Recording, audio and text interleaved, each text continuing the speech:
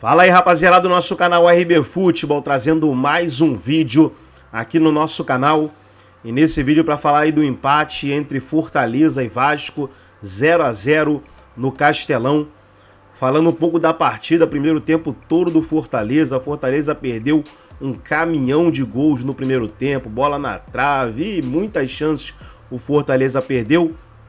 Já no segundo tempo, um jogo mais equilibrado, o Vasco voltou melhor na partida, mas ainda assim o Fortaleza perdeu outras chances e o empate foi bom para o Vasco, né? Que vai decidir em São Januário. Mas está tudo em aberto, Fortaleza tem totais condições de chegar no Rio de Janeiro e sair de lá com a classificação também. Você que ainda não é inscrito no nosso canal, se inscreva, ativa o sininho das notificações para você não perder nada. Vamos aí para o pós-jogo e daqui a pouco nós estaremos de volta. Um primeiro tempo avassalador do Fortaleza para cima do Vasco, bola na trave, uma sequência de cruzamentos.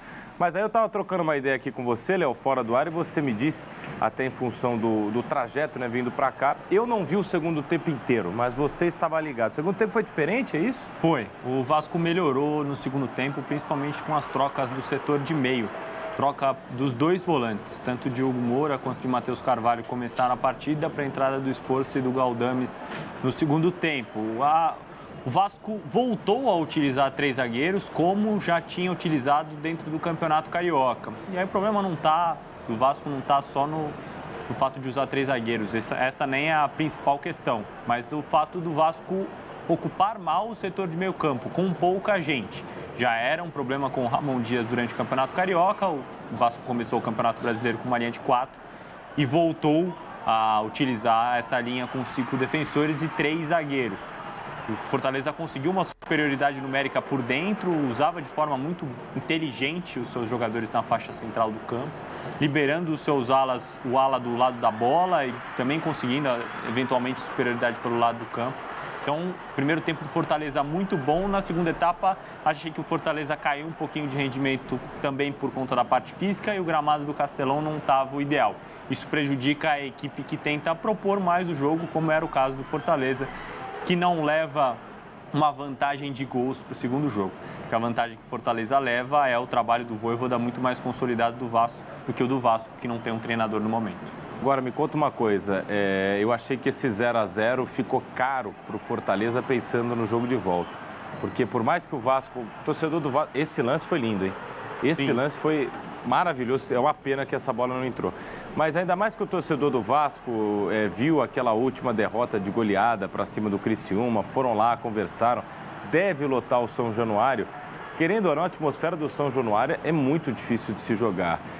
Esse empate, para mim, ainda mais pensando nesse jogo de volta, desenha uma classificação um pouco mais tranquila para o Vasco. Pelo menos eu enxergo assim, mais pelo fator casa, Léo.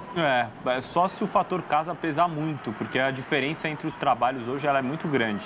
E o time que o Fortaleza tem, com as suas mecânicas, para o time que o Vasco tem. Se a gente for pensar hoje no jogo, o Fortaleza veio basicamente num 4-1-4-1, com o Zé Wellison fazendo um grande primeiro tempo, especialmente. É destacável também a transformação desse jogador sob o comando do Vojvoda. Era, a princípio, um primeiro homem de meio campo, jogador de mais combate físico. Em dados momentos do primeiro tempo, a gente viu ele bem aberto do lado direito, trocando de posição muito com o Pikachu. Pikachu jogou como um ponta aberto do lado direito, mas que fazia também muita companhia ao Lucero, justamente porque o Vasco tinha 3 zagueiros e o Fortaleza precisava ocupar bem a área do Vasco para conseguir criar suas principais oportunidades. O melhor espaço ocupado pelo Vasco, para mim, foi as costas dos volantes do Vasco. No primeiro tempo, Hugo Moura e Matheus Carvalho tiveram uma missão muito complicada, porque havia uma linha de 5 atrás deles, mas eles tinham que ocupar um pedaço muito grande de campo. E o Fortaleza tinha vários jogadores ali transitando naquela faixa. Rossetto era o primeiro volante, era o cabeça de área, o Zé Wellison saindo bastante, o Pochettino, com o Machuca também, todos interagindo naquela faixa em que o Vasco só tinha 2 jogadores. Então, para mim, esse era o principal problema do Vasco na primeira etapa. Na segunda etapa, há uma troca dessas 2 peças, entrada do Esforça e entrada do Galdames, 2 jogadores um pouco mais técnicos, que conseguiram reter pouco mais a bola do que na primeira etapa e com uma capacidade de física de ocupar espaços maior do que esses dois volantes que eram mais pesados, Hugo Moura e Matheus Carvalho, jogadores mais altos, mas com mais dificuldade e um pouco de mobilidade. O Vasco não conseguiu puxar os seus principais contra-ataques. Na primeira etapa, veio com o David, por exemplo, aberto do lado esquerdo, veio com o menino Ryan do lado direito para puxar o contra-ataque e conseguir fazer com que a bola chegasse ao Verratti, mas esses dois jogadores de lado não foram conectados durante o primeiro tempo e o Verratti estava muito isolado, muita bola longa para ele brigar. A missão do centroavante foi muito difícil no primeiro tempo. No segundo, acho que isso melhorou levemente. Também o Vasco não criou diversas chances, acho que só cessou o ímpeto do Fortaleza. O jogo de volta, portanto, na casa do Vasco, jogo importante, ainda mais porque a indefinição, né? Quem é que vai comandar o Vasco? Eu confesso, eu queria até avançar, inclusive, nesse tema, até para a gente ver as estatísticas desse jogo, mas eu confesso que, cara, no primeiro tempo, Léo, teve algumas oportunidades que o Vasco chegava, quando chegava, tinha um jogador, os dois iam para a área, e não chegava ninguém, muito espaçado, um buraco muito grande. E aí, em algumas oportunidades, você viu o jogador do Vasco esperando, fazendo círculos com a bola para ver se o pessoal vinha.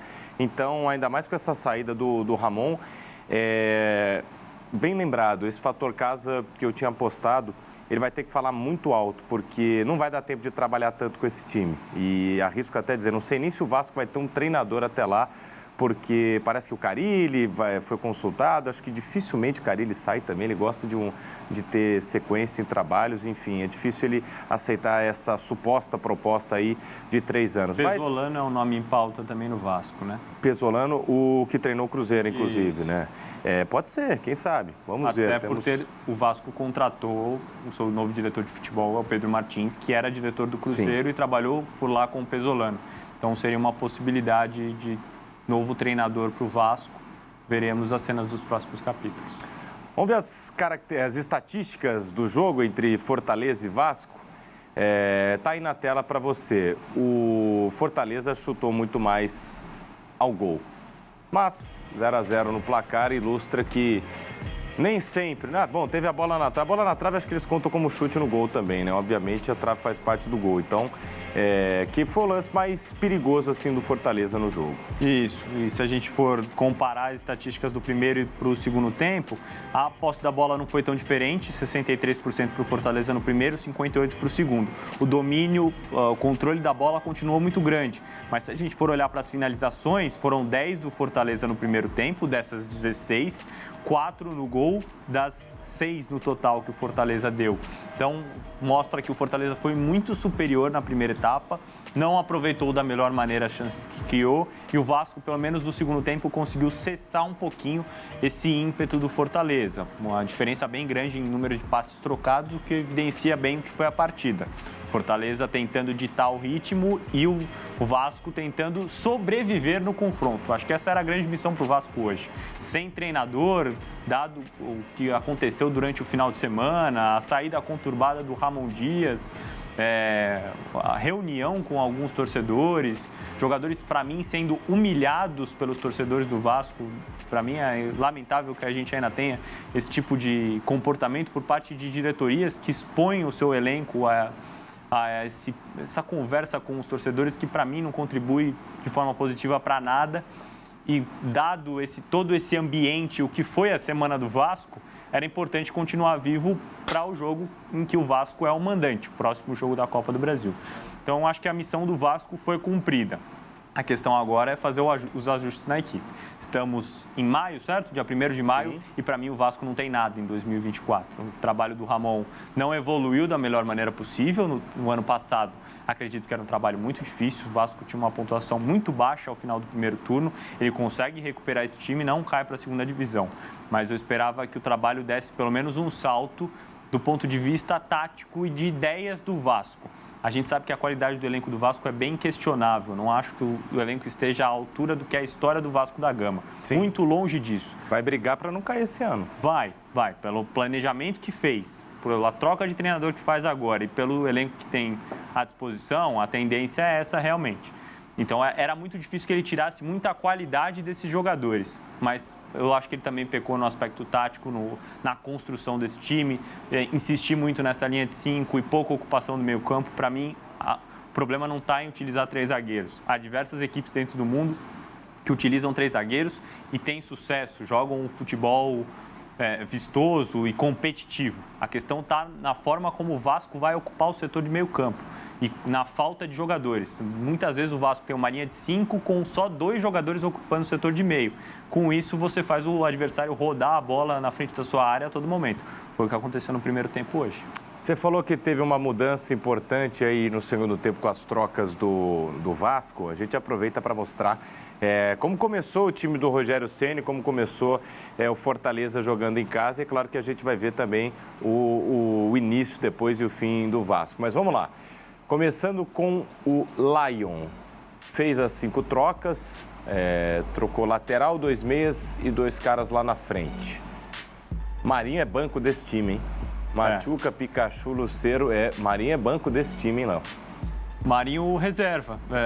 Pikachu tem entregado mais. O Marinho não faz ainda não tem uma grande passagem. Deixa eu fazer uma correção aqui. Eu falei o time do Rogério Ceni. O time do Rogério Ceni é o Bahia. É o Vojvoda. Já foi o time do Rogério Ceni. Então, mas pelo amor de Deus, que o Vojvoda ele vai ficar louco da vida. Fala, pô, eu não saio daqui de jeito nenhum. Todo mundo me consulta, eu não saio, ainda falam que eu não sou treinadora do Vojvoda. Acho que as trocas não alteram tanto em questão de característica, mas o que a gente via dentro do campo era o ala do lado da bola, seja Tinga, seja Felipe Jonathan, passando para jogar ou sendo um jogador de amplitude pelo lado. E aí, se fosse pelo lado direito, o Tinga abria e o Pikachu virava uma espécie do segundo atacante junto com o Lucero. Se fosse do lado esquerdo, o Felipe Jonathan passava, o Machuca vinha para dentro. Ou ao contrário, o Machuca ficava mais aberto e o Felipe Jonathan vinha ajudar Pochettino e Zé Wellington na construção. O Rossetto dava o primeiro passe.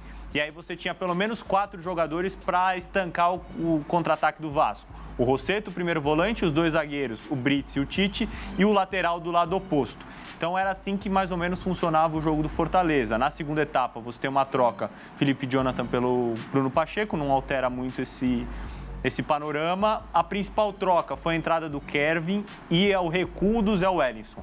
O Zé Wellington trocava muito de posição com o Pikachu ou com um jogador mais aberto do lado. Ele podia eventualmente dar amplitude, é um jogador que ganhou muito repertório sob o comando do Vojvoda. Evoluiu muito o Zé Wellington.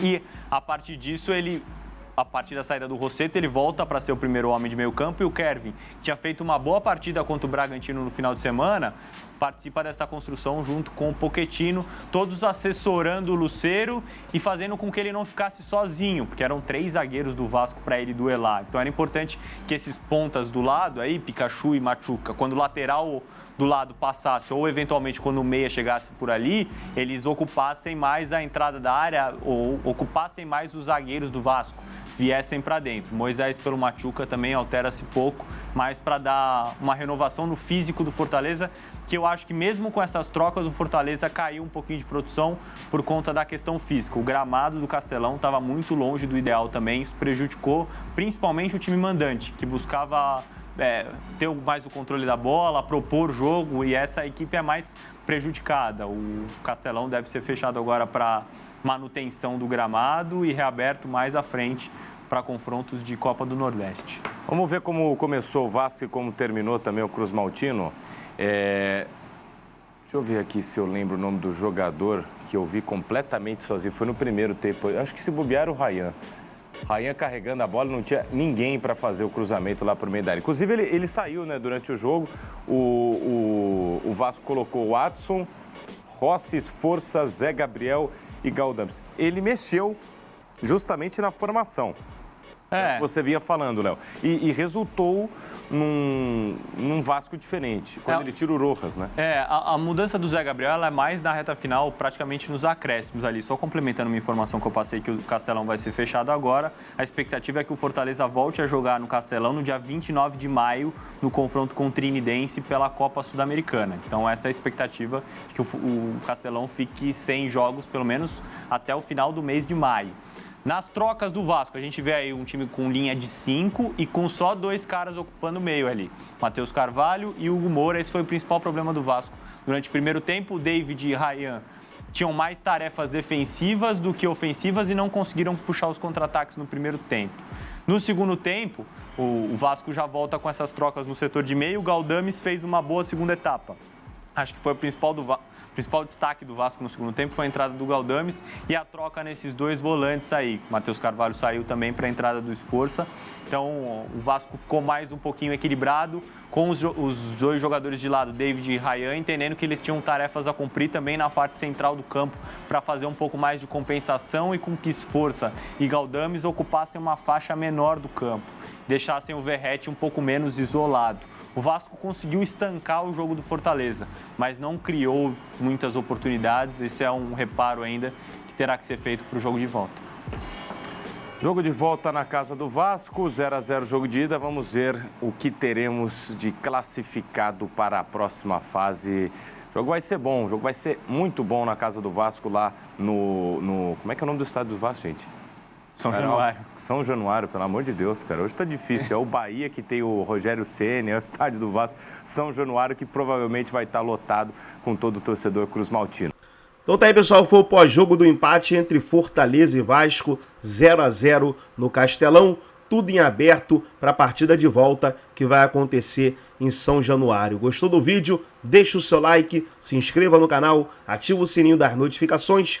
Forte abraço a todos e até o nosso próximo vídeo aqui no nosso canal RB Futebol.